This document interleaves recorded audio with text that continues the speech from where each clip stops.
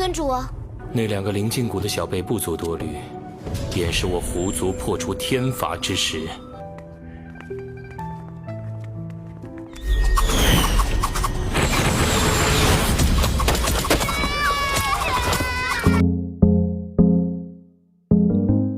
Hey, halo guys, apa kabarnya? Baik-baik saja kan? Seperti biasa kali ini saya akan kembali melanjutkan episode Donghua God of Spring and Autumn atau Immortal of the Godless.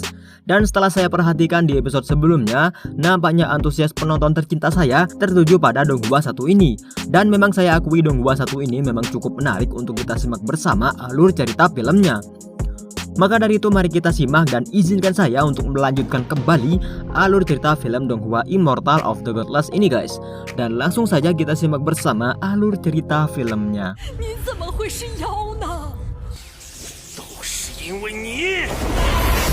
Dan dalam episode sebelumnya sudah kita saksikan bersama bahwa Bailey berniat untuk menyerang Ayah Xiaosu karena kekecewaannya pada Ayah Xiaosu yang telah menghina dirinya di depan semua orang dengan sebutan iblis. Dan ternyata serangan Bailey melenceng dari sasarannya karena dihalangi oleh Xiaosu yang menjadi tameng hidup bagi sang ayah.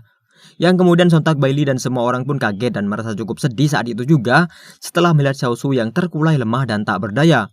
Dan saat ini terlihatlah detik-detik terakhir Xiaosu yang sepertinya ia sudah sangat sekarat akibat serangan dari Bailey. Pemandangan cukup menyedihkan terlihat dengan Bailey yang nampaknya sangat terpukul dengan keadaan Xiaosu yang saat ini sedang sekarat. Dan tak lama setelahnya Xiaosu pun benar-benar menghembuskan nafas terakhirnya di bangkuan Bailey. Dan mengenai lukisan yang telah kita lihat di episode sebelumnya, ternyata itu dibuat oleh Xiaosu adalah untuk mengisyaratkan kisah cintanya bersama Bailey. Bailey yang terus saja memarahi Ayah Xiaosu membuat Ayah Xiaosu kemudian juga bersedih mengingat tentang sang anak yang saat ini sudah meregang nyawa di depan matanya sendiri.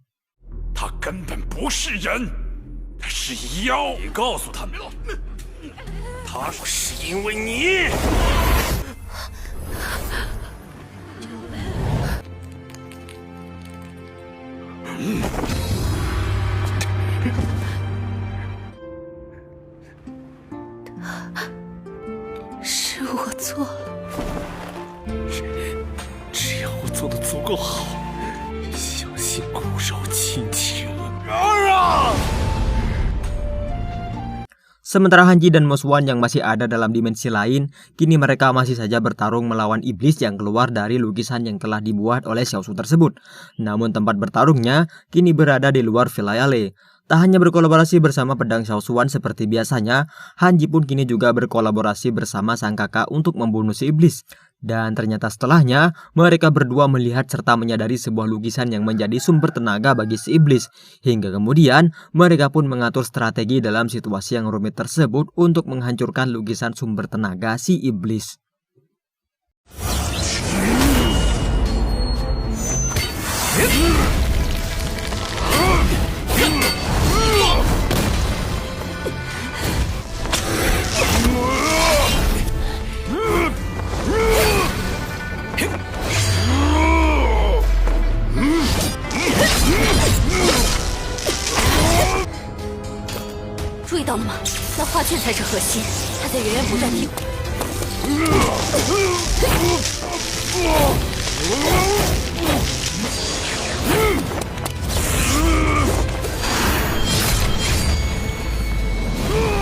Setelah lukisan tersebut hancur, kemudian terlihatlah Xiaosu yang sedang melihat serpihan-serpihan lukisan yang telah dihancurkan oleh Hanji. Dan setelahnya kita akan dibawa kembali ke dimensi Zixang yang kini terlihat Bailey, Xiaosu dan juga beberapa orang lain memudar hingga menghilang tak berbekas. Zixang dan yang lain pun kebingungan tentang apa yang sebenarnya terjadi di sana hingga Hanji kemudian bisa untuk menemui mereka karena lukisan pemisah dimensi mereka kini telah hancur menjadi abu. Dalam situasi apapun selalu saja Yinglong dan Hanji melakukan sebuah kekonyolan yang selalu menyebabkan pertengkaran kecil di antara mereka. Yang setelahnya datanglah seorang wanita yang membuat semua orang bersiap siaga akan kemungkinan buruk yang dapat terjadi.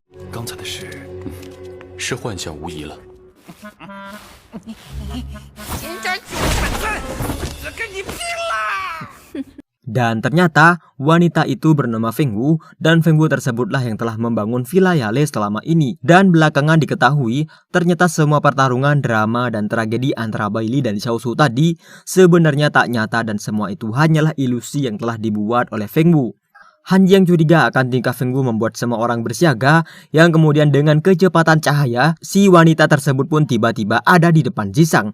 Si wanita itu kemudian mengatakan bahwa Hanji mempunyai ketertarikan pada Zhisang, dan ia membongkar penyamaran Zhisang yang sedang menyamar menjadi seorang pria bernama Ming Yu di depan semua orang. Feng Wu selalu saja mengatakan ia akan membalas kebaikan Zhisang padanya, hingga Yinglong mengatakan pada si wanita tersebut untuk menyerahkan semua kekuatannya. Dan ternyata setelahnya Yinglong mengatakan bahwa Feng Wu sebenarnya adalah Jiu Ding yang selama ini mereka cari, dan ia sebenarnya berwujud burung vermilion. Dan alasan ia bisa berwujud manusia adalah karena si iblis rubah yang telah mencemari dan merusak Jiu Ding di episode sebelumnya. Ia yang sebelumnya berwujud Jiu Ding sebenarnya telah mengetahui tujuan dari Zhisang. Maka dari itu ia pun menunggu kedatangan Zhisang di wilayah Le. Hingga kemudian ia pun merasuki tubuh Zhisang dan membuat tubuh Zhisang melayang seketika.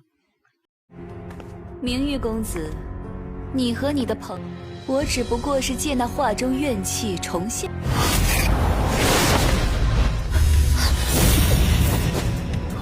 Semua orang yang melihat Zhisang tergeletak kemudian mencoba untuk memastikan keadaan Zhisang.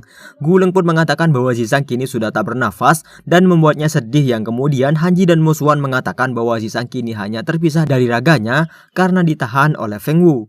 Mosuan pun kemudian berinisiatif untuk mengobati Zhisang dengan kekuatannya. Namun nampaknya ia ragu bahwa Zhisang dapat tersadar dalam waktu dekat. Menyadari gerak-gerik aneh dari Yinglong, maka Hanji pun seketika menanyakan hal apakah yang telah disembunyikan oleh Yinglong tentang Zhisang. Tak mendapat jawaban yang memuaskan, maka Hanji pun mencoba mengintimidasi Yinglong agar ia jujur. Namun tetap saja Yinglong hanya menjawab dengan jawaban yang membingungkan. Seketika semua orang pun kemudian menyadari bahwa Yinglong menyembunyikan sesuatu dan serentak menginterogasi Yinglong hingga Yinglong pun buka suara. Dan ia mengatakan bahwa Feng Wu telah merasuk ke dalam tubuh Zhisang dan menyegel semua indera dari Zhisang. Dan untuk membebaskan Zhisang, maka harus ada yang ikut masuk ke alam bawah sadar Zhisang serta menangkap Feng Wu di alam sana. 想将我们骗得晕头，凤舞跑去哪里了？你在说什么？我没听懂。你们都为难我干嘛呀？现在没有用处，乐意提供协助。听到没有？就在他的身体里面，进入他的识海，把凤舞逼出来就行了。 Dan jika tak ada yang memaksa Feng Wu untuk keluar, maka Zhisang akan tertidur dan tak akan sadar selamanya. Maka Guleng pun mengatakan akan masuk ke alam bawah sadar Zhisang. Namun setelahnya Yinglong mengatakan bahwa hanya manusia dengan level dewa lah yang bisa untuk masuk ke alam bawah sadar Zhisang. Dan kebetulan setelah beberapa kejadian yang Hanji lalui selama ini, ia kini sudah ada dalam level dewa. Maka ia pun yang kini akan menyelamatkan Zhisang di alam bawah sadarnya. Dan tata caranya adalah sama persis dengan tata cara ritual babi ngepet. Ya, babi ngepet. Karena Hanji harus keluar dari tubuh Zhisang sebelum dupa yang terbakar menjadi habis. Dan jika habis sebelum Hanji keluar, maka Hanji juga akan terjebak di sana. Dan yang harus menjaga dupanya adalah Guleng, Mosuan, dan juga Yinglong. Setelah memberitahukan semua informasi tadi, Mosuan pun mempersiapkan semua yang diperlukan sebelum ritual berlangsung. Dan tak lama setelahnya sukseslah ritual tersebut dan masuklah Hanji ke alam bawah sadar Zhisang. Di alam sana terlihat suasana desa yang kacau oleh iblis harimau yang telah membunuh orang tua Hanji. Dan kini Hanji seolah dipermainkan emosinya oleh si iblis dan membuat amarah Hanji bangkit saat itu juga. Meskipun semua hal tersebut adalah ilusi, nampaknya Hanji cukup trauma melihat semua kejadian suram yang telah ia alami tersebut. Namun seketika suasana pun tiba-tiba berubah dan terlihatlah seorang iblis wanita di depannya. Si iblis awalnya memohon agar Hanji tak membunuhnya, namun amarah Hanji nampaknya tak terbendung untuk membunuh semua iblis yang ia lihat. Yinglong pun kini menyadari bahwa Hanji saat ini sedang ada dalam mimpi buruk. Dan saat Hanji akan membunuh si iblis, datanglah sebuah bisikan yang membuat Hanji mengurungkan niatnya untuk membunuh si iblis. Hanji!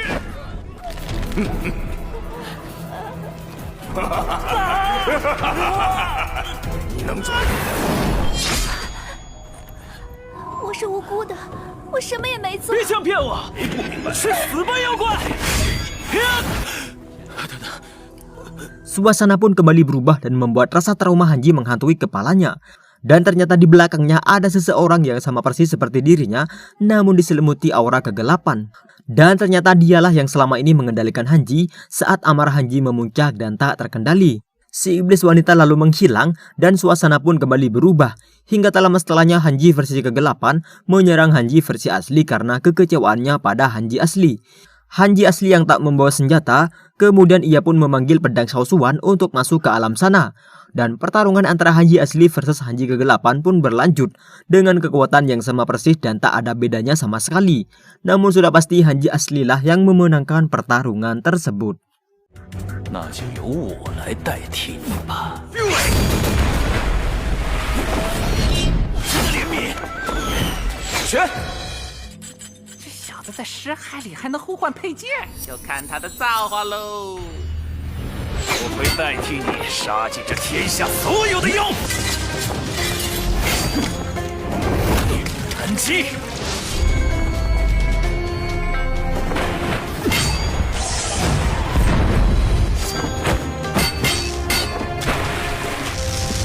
剑诀一式，云剑诀一式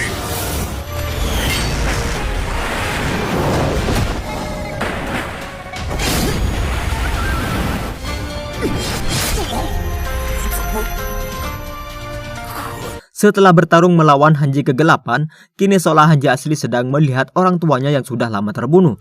Suasana sedih pun tampak menyelimuti Hanji karena kerinduannya pada orang tuanya tersebut. Hingga kemudian Hanji kegelapan pun musnah seketika dan menjadi abu. Yang tak lama setelahnya suasana pun kembali berubah dan kemudian muncullah puluhan lampion yang mana semua lampion tersebut adalah kenangan milik Zisang yang telah Zisang lalui seumur hidupnya. Hanji pun kemudian menyadari bahwa semua lampion tersebut adalah lautan kenangan dari Zisang. Hanji awalnya kebingungan melihat semua lampion itu. Dan saat ia menyadari bahwa lampion-lampion tersebut merupakan ingatan Zisang, ia pun seolah melihat ingatan singkat dari Zisang yang ternyata kemudian muncullah cahaya yang menyilaukan secara tiba-tiba. Dan Hanji pun melihat Zisang di sana. Tak mau menyia-nyiakan kesempatan, ia pun langsung mengejar Zisang. Namun Zisang sepertinya tak bisa untuk Hanji kejar meskipun Zisang tepat berada di depan matanya.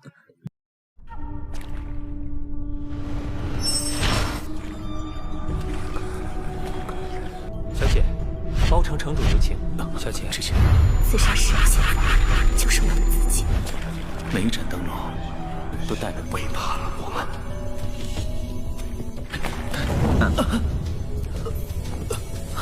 Dan setelah menyentuh kotak ingatan Zisang yang ada di depan matanya, tiba-tiba Hanji jatuh dari awan menuju ke alam ingatan dari Zisang kecil. Dan di sana terlihatlah Zisang sedang bersembunyi memandangi ayahnya yang dulu adalah seorang raja. Dan terlihat sang ayah kini akan dibunuh oleh rakyatnya sendiri.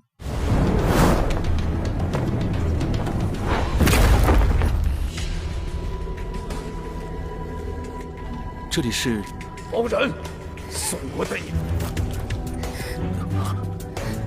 人不为己，天诛地灭。一口。 Dan episode God of Spring and Autumn atau Immortal of the Godless kali ini berakhir di sini guys. Nantikan episode berikutnya, jangan lupa untuk berikan komentar serta masukan Anda, tekan tombol like serta tombol subscribe-nya juga guys. Terima kasih dan juga matur sakalangkong.